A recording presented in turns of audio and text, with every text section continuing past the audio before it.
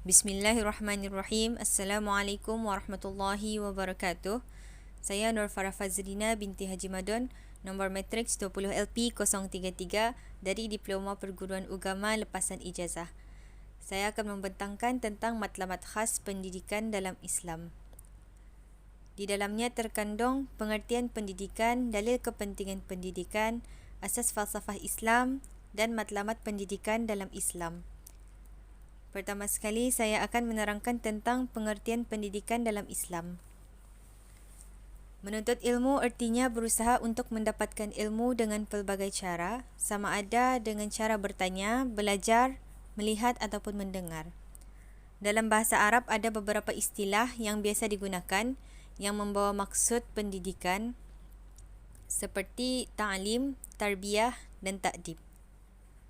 Di dalam surah Al-Baqarah ayat 31, Allah berfirman yang bermaksud, dan Allah mengajarkan Adam segala nama-nama yakni benda. Digunakan perkataan alama dari ta'lim yang bermaksud mengajarkan.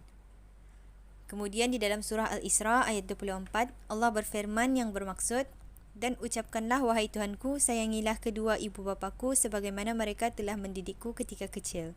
Digunakan perkataan Rabbayani dari tarbiyah yang bermaksud mendidik.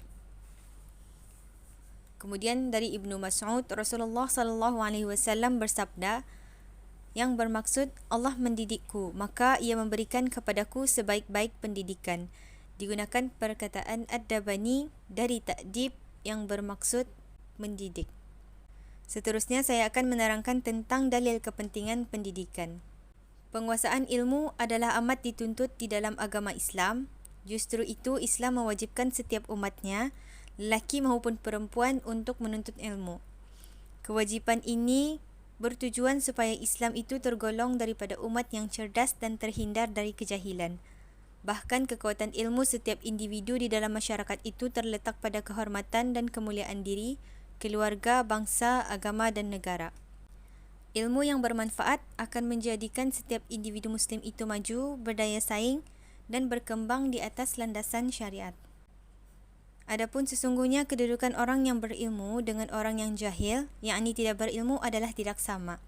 Perbezaannya banyak disebutkan di dalam nas-nas Al-Quran, di antaranya sebagaimana firman Allah Subhanahu wa taala yang bermaksud, katakanlah wahai Muhammad, apakah sama orang-orang yang mengetahui dengan orang yang tidak mengetahui? Sesungguhnya orang yang berilmu itu mulia dan haruslah dihormati, seperti mana Allah berfirman yang bermaksud, dan apabila diminta untuk kamu bangun, maka bangunlah, supaya Allah meninggikan darjat orang-orang yang beriman di antara kamu dan orang-orang yang diberi ilmu pengetahuan agama daripada kalangan kamu. Falsafah Islam untuk pendidikan haruslah mempunyai asas seperti berikut, iaitu haruslah berprinsipkan atau berpegang kepada ajaran Islam, tidak bercanggah dan bertentangan dengan kepercayaan Islam, dan didasarkan atas hasil kajian dan pengalaman yang mendalam, serta bersifat universal seperti politik, ekonomi, sosial dan budaya. Kemudian bersifat terbuka, bukan hanya mengambil pandangan Islam, juga pada aspek lainnya. Secara ringkasnya, matlamat pendidikan adalah untuk melahirkan insan kamil dan individu yang bertakwa, yang serba lengkap dari segi rohani, jasmani, sosial dan material. Di samping itu juga mengembangkan aspek-aspek lain seperti fizikal, rohani, mental, sosial menurut pembentukan Rabbani, serta memupuk akhlak yang murni bagi mencapai kebahagiaan hidup dunia dan akhirat. Dengan terhubung eratnya hal ehwal antara agama dan ilmu dapat mengembangkan keimanan, peradaban dan kebudayaan di kalangan Muslim. Mereka dapat memberi kesan yang luas atas dasar kesabaran, keadilan, toleransi, kasih sayang, bantu-membantu dan solidariti, sama ada tentang duniawi maupun ukhrawi. Mereka berhasil dengan cemerlang mengembangkan dan mendalami berbagai ilmu dan mencipta serta memberi sumbangan kepada kajian ilmiah yang positif. Hasil usaha ini mempengaruhi serta memudahkan kebangkitan ilmu di zaman moden, di timur dan di barat, dari dulu hingga sekarang. Akhir sekali, Rasulullah SAW pernah bersabda, "Man arada dunya fa'alaihi bil ilm, wa man arada al-akhirah fa'alaihi bil ilm, وَمَنْ أَرَادَهُمَا مَعًا فَعَلَيْهِ بِالْعِلْمِ.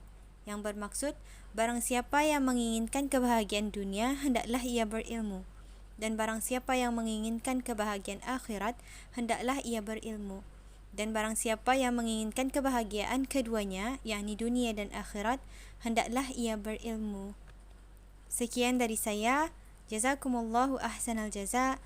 Terima kasih. Assalamualaikum warahmatullahi wabarakatuh.